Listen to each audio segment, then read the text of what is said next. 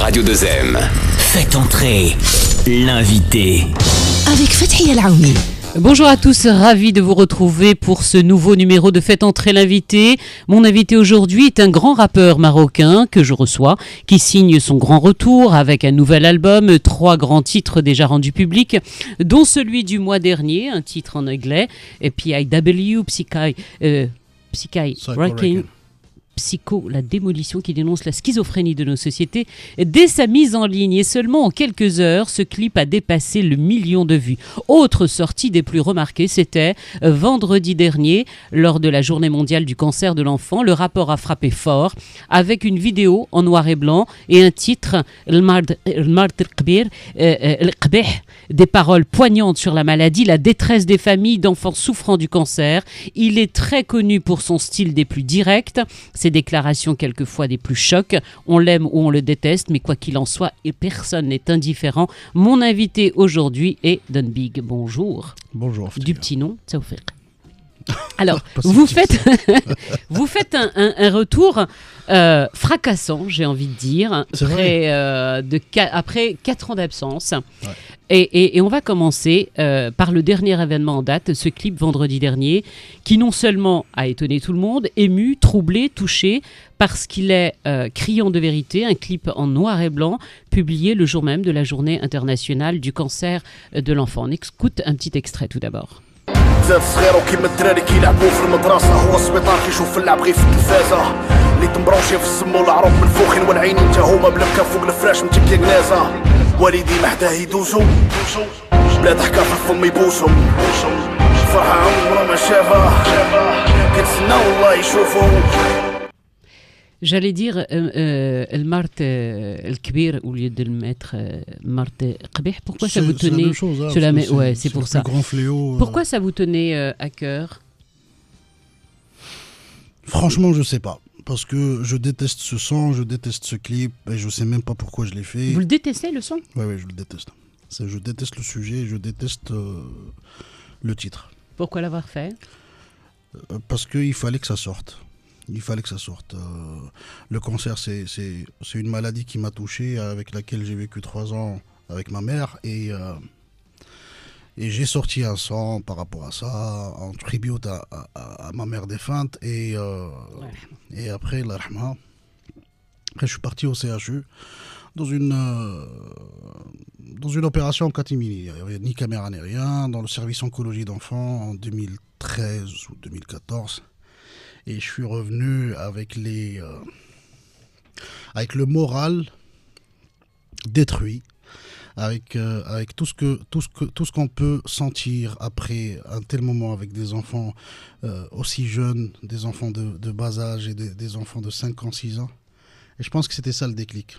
Je ne suis pas sûr, mais je pense que c'était ça le déclic parce que 1 an après, j'ai écrit ce texte-là et je l'ai enregistré. Et le clip, on vient de le faire et je déteste autant plus le clip que le titre en lui-même. Il a touché énormément de monde parce que, je le disais tout à l'heure, il est criant de vérité parce que vous ne suivez pas juste la maladie d'un enfant. On y voit la famille, le texte est lui également très très fort, mais vous allez jusqu'à la mort. Vous montrez de manière très logique, c'est comme un dessin animé, ce que peuvent traverser les familles qui doivent faire face. Vous vous mettez presque à la place justement de cet enfant qui est dans ce lit. En fait, je fais parler l'enfant parce que on n'a jamais donné la parole à cet enfant-là et on le victimise certes, mais on le paternalise, on le prend comme quelqu'un qui doit subir cette maladie, alors que l'enfant n'a pas assez de références ni assez d'expérience pour comprendre que ça vient de je ne sais pas quelle raison, que c'est le qadar, il comprend pas ces préceptes-là. Il limite s'il a la compréhension de questions existentielles, que Dieu existe, que Dieu a voulu ça, que Dieu l'a appliqué. Et donc, je suis dans cette forme de colère juvénile, voire même enfant. C'est un enfantillage, mais dans un sens qui est très fort et qui est très touchant. Et en même temps, c'est la mort qui vient à la fin. Il y a beaucoup de gens qui disent qu'est-ce que vous avez eu comme pessimiste. retour? Non, il y a des gens qui disent que c'est une version pessimiste, qu'il faut pas faire ça. Non, je suis désolé, moi je ne fais que relater des faits, c'est des chiffres. Et la réalité? C'est des chiffres, c'est 80% dans les pays sous-développés d'enfants qui meurent du cancer. Je ne suis pas là pour dire we are the world, je pense que c'est à l'OMS et c'est au service de santé et c'est au ministère de dire ça et surtout d'œuvrer pour que ça soit le cas. Mais moi je suis là pour relater des faits et surtout je suis un artiste, je touche le sujet avec la manière qui me touche le plus. Don Big, est-ce que vous avez des personnes atteintes de cancer qui vous ont contacté suite à la publication? Oui, énormément de gens qui ont perdu des proches et qui sont eux-mêmes qui vous ont envoyé des messages? Cancer. Oui, beaucoup qui vous remercient ou qui protestent? Ah non, personne n'a protesté. Il n'y en a que ceux qui n'ont pas le cancer qui protestent. Ceux qui l'ont. Hier, j'ai vu un jeune garçon de 25 ans. J'étais à Sheikh Khalifa. On m'a dit qu'il y avait un garçon qui avait eu leucémie, qui a vu le clip, qui a pleuré, qui a adoré, qui voulait me voir. Je suis parti le voir. Il m'a sorti cette phrase: merci d'avoir parlé en notre nom. J'ai limite eu les larmes aux yeux et j'étais dans une modestie incomparable parce que pour moi je n'ai rien fait, c'est lui qui vit ça et je me sentais très mal à l'aise face à ces éloges parce que pour moi, comme j'ai dit, c'est un titre que je déteste, c'est un titre qui ne m'apporte pas la joie, qui ne m'apporte pas la satisfaction artistique, mais qui devait sortir et il est sorti comme ça. Alors, le clip, on va passer à toute autre chose parce que vous adorez les contrastes, vous adorez étonner et le clip précédent, lui, n'a rien à voir. On passe de l'émotion à la violence de manière très crue, un clip des plus érotiques, mais baigné dans le sang. Vous y apparaissez comme un meurtrier, un tueur en série. Plus de 6 millions de vues, un clip qui divise toujours et encore parce que... On écoute d'abord un tout petit extrait. Mushroom real good. I got a feeling I might be kneeling. My heart you stealing. You got to hold me down. I got a feeling you be facing the ceiling. Hey, booty's jiggling. Hold on, go on, follow down. Alors je vais vous avouer une chose. Quand je l'ai vu pour la première fois, je suis même pas allé jusqu'au bout.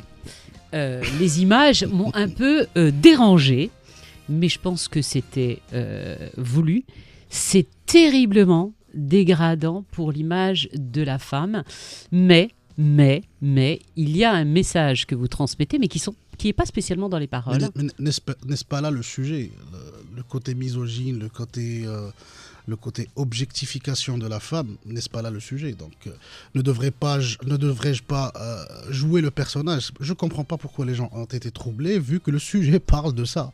Je ne suis pas dans comment exprimer ça, parce qu'au Maroc, on a eu l'habitude de voir à plusieurs artistes, lorsqu'ils traitaient d'un sujet épineux, ils le traitaient d'une manière très docile, très béni-oui-oui, très... Mais c'est n'importe quoi, certes, c'est une manière de voir, mais on n'est pas dans la vérité. Là, on parle de misogynie, j'ai interprété un personnage qui l'est. Ça ne devrait pas choquer, vu que le sujet, il s'y prête, pardon. C'est quoi? C'est nos sociétés, la société d'aujourd'hui? C'est la société arabe. Mais est-ce que c'est également dans les paroles? Oui, dans les paroles, on sent la schizophrénie parce qu'il lui parle d'amour, il lui parle de Hada, et après, il la trempe. Donc, non seulement il la trempe, il la tue. Non, mais sur les paroles, il la tue pas. Il la tue, mais d'une manière métaphorique, c'est-à-dire qu'il la trempe avec sa meilleure amie. Donc c'est en quelque sorte, c'est ça le côté tueur qu'il a en lui, parce que lorsqu'on trempe une femme avec sa meilleure amie, on la tue. Et donc c'était ça un peu le côté fantaisiste de la chanson. Donc on n'est pas dans ce qu'on voit, on voit ce qu'on entend.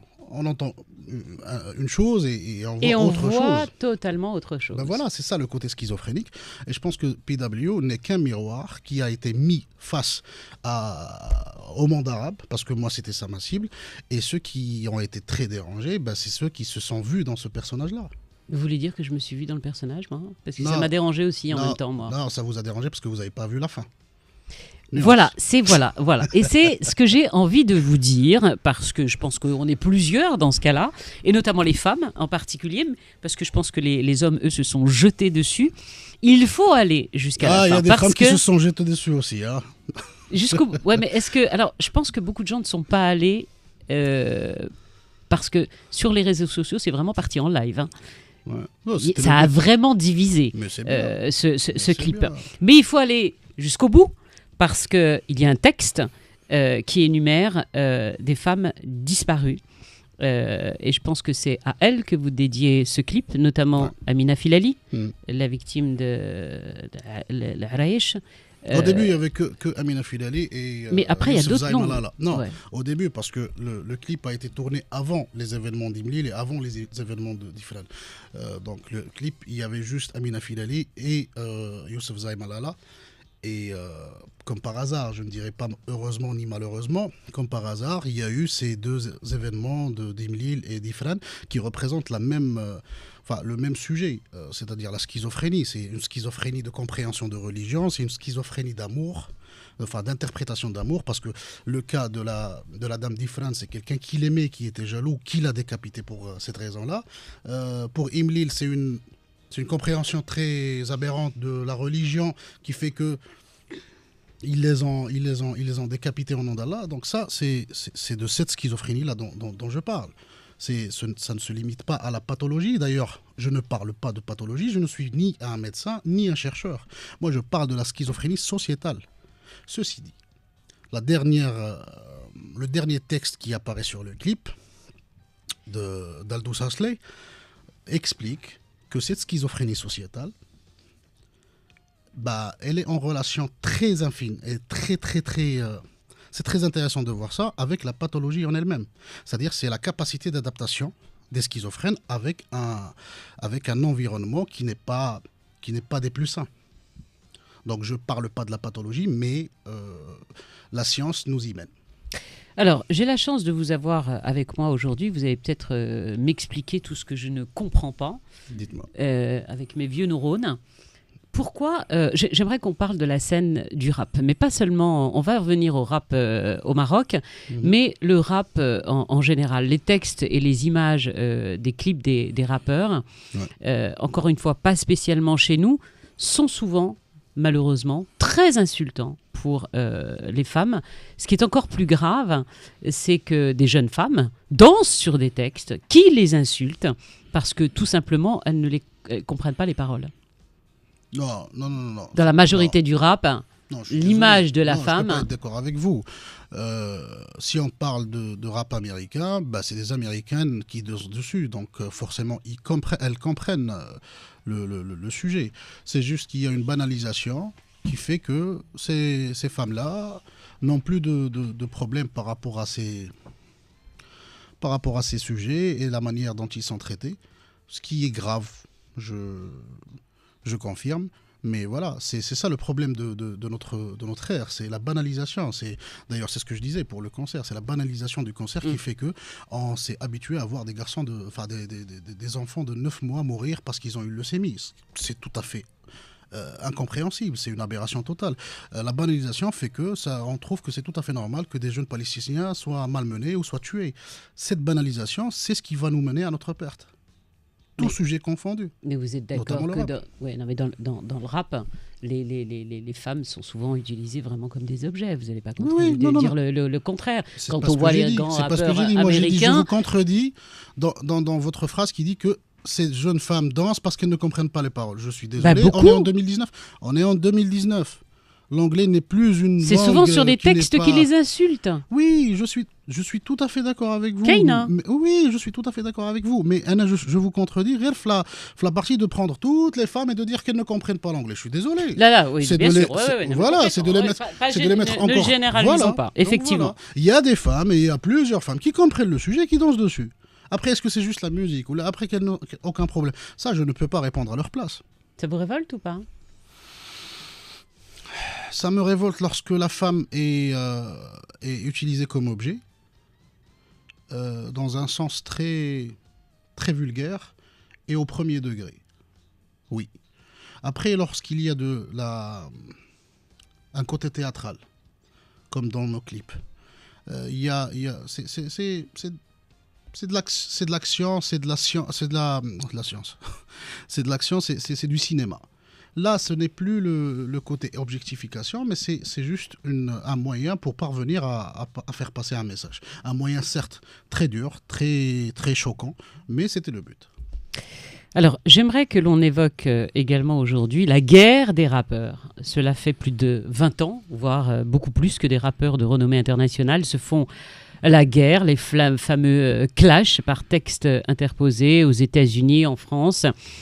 Et on a eu droit aussi, nous, au Maroc, et c'est un peu vous qui avez donné le coup d'envoi, avec un morceau qui a connu un énorme succès, 170 kilos, près de 20 millions de vues sur YouTube. Je vais passer un petit extrait, mais alors, toute l'équipe était là, non, Fathiya, tu peux pas le passer. On va passer un tout petit extrait, très court. او خوينا الساعة وعرفنا المخير في الوارد غادي يخرفوا دينا وعوابك يتصوروا في المدينة اللي بينا ورواقك يحلموا بالعقل اللي دينا ويا ولاد الناس يا ولاد القحاب تفكروا باللي. Alors on va déjà s'excuser par rapport pour nos non mais pardon pour nos éditeurs mais c'est important Big parce que c'est une série d'insultes. D'ailleurs, vous avez fait une version plutôt clean pour les radios parce que vous nous n'avez pas choisi de passer. Non, pas aujourd'hui volontairement. Voilà. On s'en excuse tout de suite, mais parce que c'est un sujet que j'aimerais aborder avec vous. Il y a une version clean que même Radio il y a un avant et un après 170 kilos parce que Radio 2M vient de passer ce morceau. Voilà. Non, mais c'était le titre du grand retour. Et vous vous en prenez, mais méchant, mais très méchant au rapport. Non, c'est gentil, c'est très gentil, c'est très bon enfant. C'est très bon enfant, très bon avec enfant. Toutes les insultes. Hein. Alors, mettons le sujet dans son contexte. Voilà. Et revenons plus en arrière. On va pas voir les clashs qui était. On explique juste à nos auditeurs par rapport à ce titre, pardon. Vous vous en prenez à plusieurs rappeurs marocains de la nouvelle. Il y en a combien? Mais il y en a 4. 4, c'est déjà 1 plus 1 plus 2 périodique, ça fait plusieurs. Qui vous ont répondu d'ailleurs. Juste pourquoi? Alors, je remets à tenir les choses dans leur contexte. Yeah. Il faut savoir que le clash n'existe pas d'il y a 20 ans, ne date pas d'il y a 20 ans, ni d'il y a 30 ans. Il y a quelque chose qui s'appelle l'hija, Cher l'hija, qui existe depuis plusieurs centaines d'années et qui faisait allusion à la même chose, c'est-à-dire c'était 2-3 poètes qui se balançaient des clashs interposés à base d'insultes, à base de une forme de ce qu'on appelle... alors j'ai perdu le mot, mais en tout cas, le but c'était de faire rire, ou là d'avoir une vision de chacun sur l'autre qui n'était pas très, on va dire, pas très sympathique. Donc le clash existait depuis une centaine d'années. Deuxième chose, c'est que ce clash-là, c'est une réaction plutôt qu'une action. C'est par rapport à certains de ces rappeurs-là ont eu à chaque fois le micro devant eux, au lieu de parler de leur carrière, ils parlaient de moi. Donc ils voulaient créer un peu le buzz, la première, la deuxième, la troisième, la quatrième fois. Je pense que j'étais assez sympathique, assez laxiste pour ne pas y répondre. Mais à un moment donné, il fallait mettre fin à tout ça, mais artistiquement parlant. On n'allait pas en venir aux mains, on n'est pas des sauvages quand même. On a montré un certain savoir-vivre par rapport à certains rappeurs de l'Occident. Et donc voilà, c'était dans un moule très artistique. Après, le clash, il est destiné à une communauté spécifique, celle de la communauté rap, donc qui comprend ses codes, qui adhère à ses principes et qui accepte notamment les insultes ou là une forme de très crue, on va dire, de les paroles. Ce n'est pas destiné à la majorité du public. Il y a plus de 20 millions de Marocains qui l'ont vu. Ça, c'est autre chose. Non, mais ça, c'est autre chose. Parce que lorsque je dis que ce n'est pas destiné à tout le monde... Et vos fans l'ont tous écouté. Excusez-moi, c'est des fans de rap. Donc, si je dis que ce n'est pas destiné à tout le monde, c'est-à-dire que ça passe pas en radio, ça passe pas en télé, c'est pas parce que vous ne le passez pas, c'est parce que nous, on vous l'a pas envoyé. C'est parce que c'est très communautaire. D'accord. Ce qui est intéressant dans ce titre-là, c'est qu'il a dépassé cette communauté-là, ouais. Il est parti outre toute règle et toute norme, et les gens l'ont apprécié. Pourquoi? Est-ce parce qu'il y avait tant de médiocrité, la tendance marocaine, qui se sont jetés sur la première alternative venue? Je ne sais pas. Je ne vais pas commenter mon œuvre, ni dire du bien d'elle. Mais en tout cas, ça a fait ses preuves en termes de chiffres, et c'est une bonne chose pour tout le monde. Ça a relancé le mouvement, ça a redémarré un peu la partie hip-hop, ça a nettoyé, comme disent les fans, je reprends, nettoyer un peu la tendance. J'ai vu ça. Donc vous avez vu ça, je ne parle pas de Rada. Et c'est bon pour tout le monde. Mais après, pour les gens qui disent que non, le rap ne doit pas se limiter à ça, ben voilà, il y a deux sujets sociétaux qui sont venus juste après. Ils n'ont pas fait autant de chiffres. Le problème ne vient pas de la partie artistique. Le problème vient d'un certain public qui ne veut que ça. Donc je pense que, voilà, un titre qui parle de schizophrénie a fait 6 millions. L'autre, bon, il est bien parti, il est sur les 1.6 ou les 1.7, mais il ne va pas faire les chiffres de 170, j'en suis conscient. Malheureusement, c'est ça la tendance. Ils veulent tout ce qui est choquant, tout ce qui est d'âme, mais dans un autre sens. Parce que la schizophrénie et le cancer, c'est choquant aussi. Don Big, le rap, ça doit être toujours plus violent? C'est plus vendeur? Non. C'est pas que ça doit être. Moi, je pense que le rappeur doit être vrai par rapport à lui-même. Ouais, mais ceux qui sont trop gentillés, ils se font lyncher par... Non, je suis désolé. Vous avez Fnair, ils sont gentils, ils ont leur public. Donc il ne faut pas dire que ceux qui traitent des sujets, mais d'une manière assez artistique, mais très docile, ne sont pas des artistes ou là n'ont pas leur public. Non, je suis désolé, c'est des rappeurs, ils font leur truc et c'est apprécié, ils ont leur public.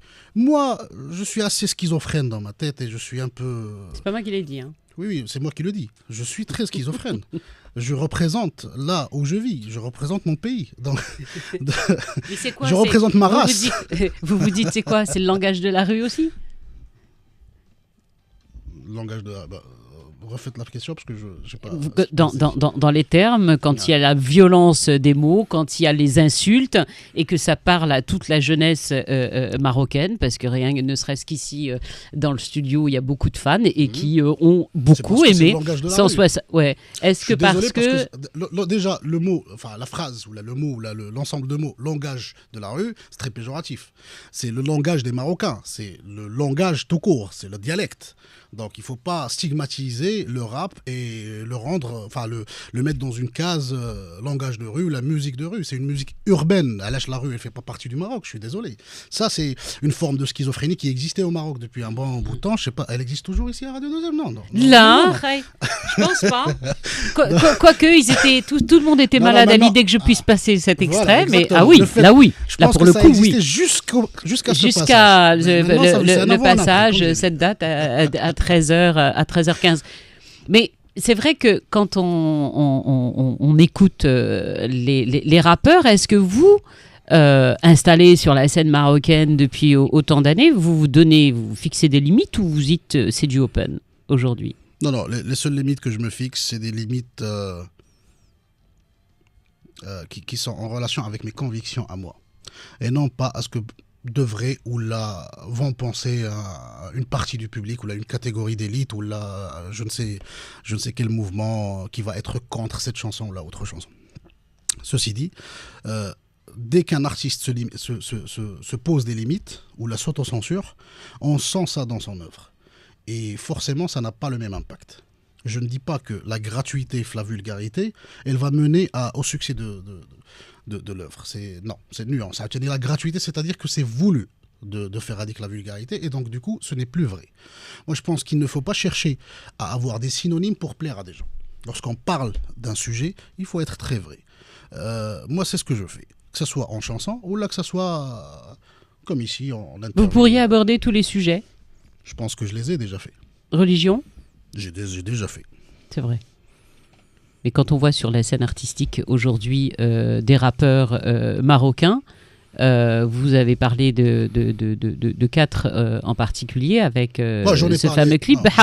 La scène de rap aujourd'hui marocaine, avec du recul, vous la voyez comment? Je pense que vous m'entendez pas. Alors, allô. Donc voilà, j'en ai parlé. Voilà, exactement. J'ai parlé de 2 rappeurs et les 2 autres, j'ai juste mentionné sur la couverture l'œuvre faite par Hicham Zmama d'ailleurs, que je salue. Et les 2 autres? Donc les 2 autres, ils étaient juste dessinés. Mais je les ai même pas. Mais oui, mais j'aimerais bien. Alors, quel est votre regard aujourd'hui sur la nouvelle génération des rappeurs marocains? La nouvelle génération, je ne parle pas spécialement de ces quatre-là, ni des deux, ni des Hadik. C'est sur la scène artistique aujourd'hui, cette nouvelle génération. Sauf la scène, la nouvelle génération, je n'ai jamais été contre et je ne serai jamais contre, parce que être contre, c'est être très con.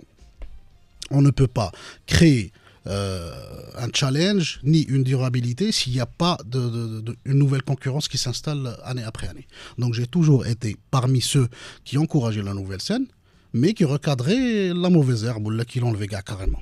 Donc je ne suis pas contre la nouvelle scène. Il y a de belles choses qui se font avec la nouvelle scène. À chaque fois je poste un titre d'un nouveau rappeur ou l'ADA, c'est pas gratuit.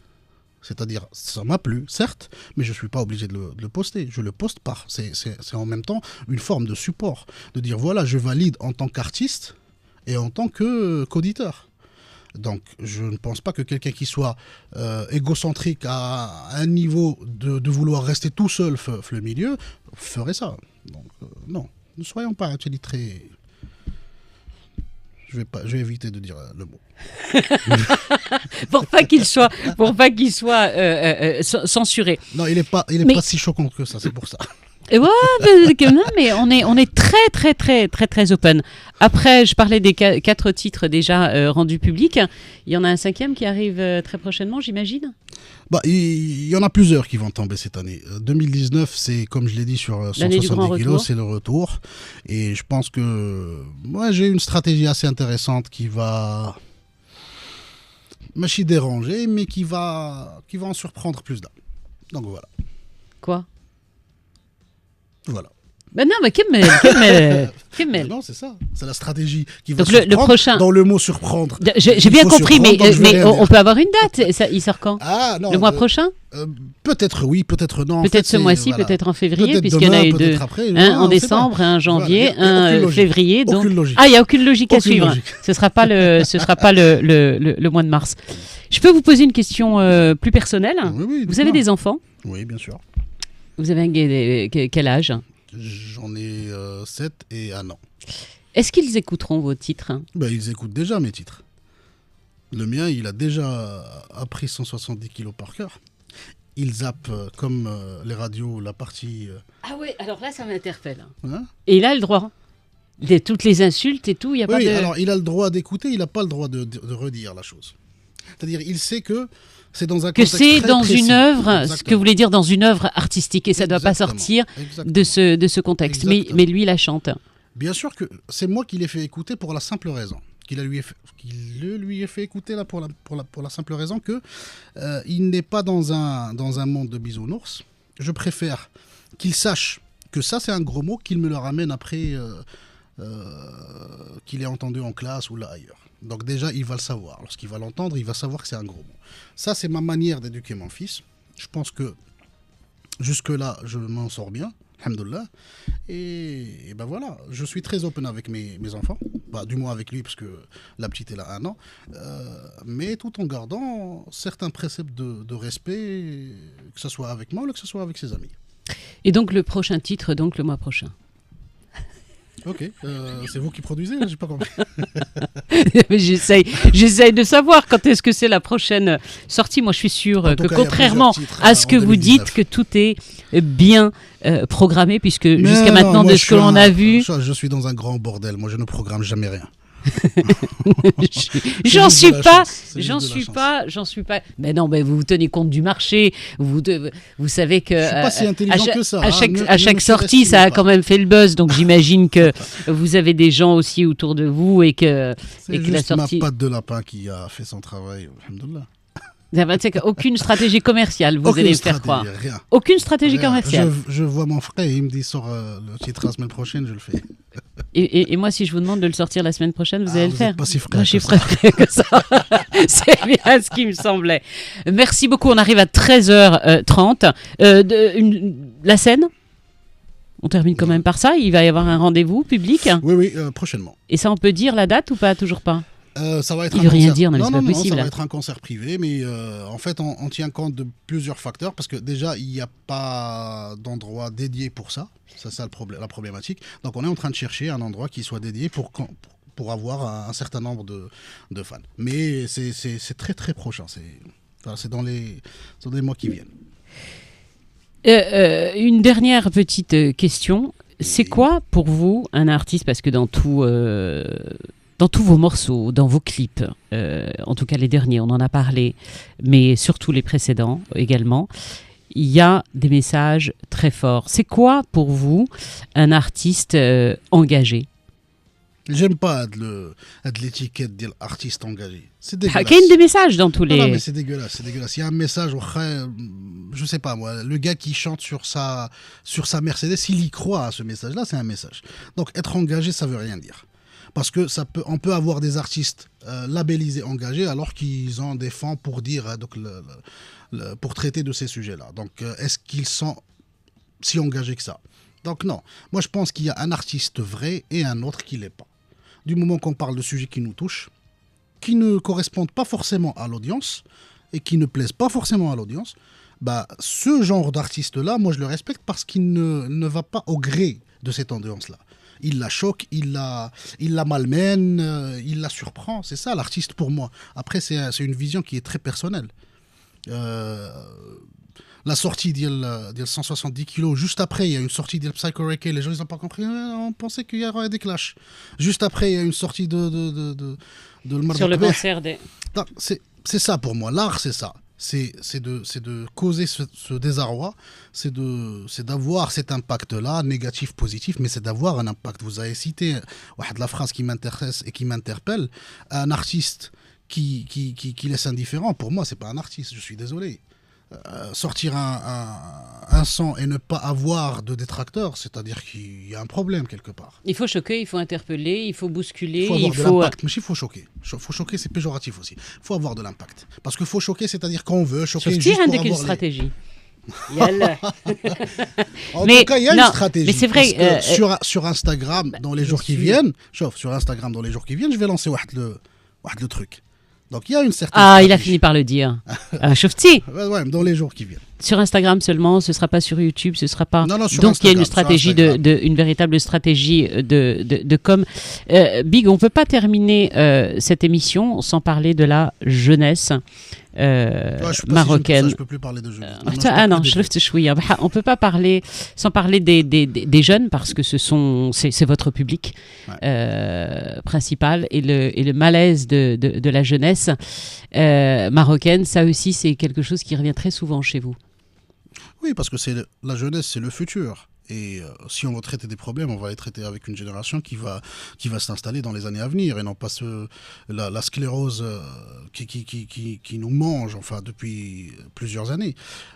C'est pour ça que les jeunes en général, ça constitue 80% de mes sujets et de mes préoccupations en tant que père et en tant qu'artiste. Donc c'est pour ça. Ce n'est pas pour faire la tendance, ce n'est pas pour plaire aux jeunes, mais pour parler de ces jeunes-là. Pour parler aux jeunes. Et parler d'eux aussi, parce qu'apparemment on les entend pas. Enfin, on les a jamais entendus. Merci beaucoup.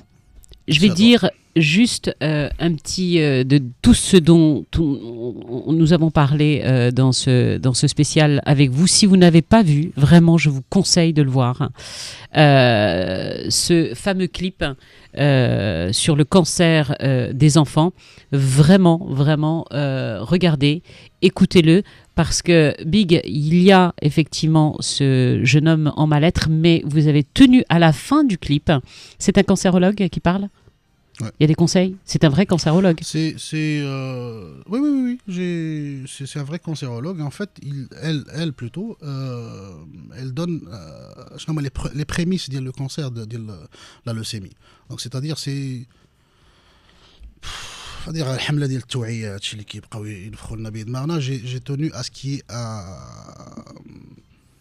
une manière من هاد الحمله هادي qu'elle soit في la fin ديال le clip. C'est juste ça. Ça va ? Vous avez passé un bon moment ? Le clip non, chez vous oui. Merci beaucoup en tout cas d'être venu. Merci. نعيش معكم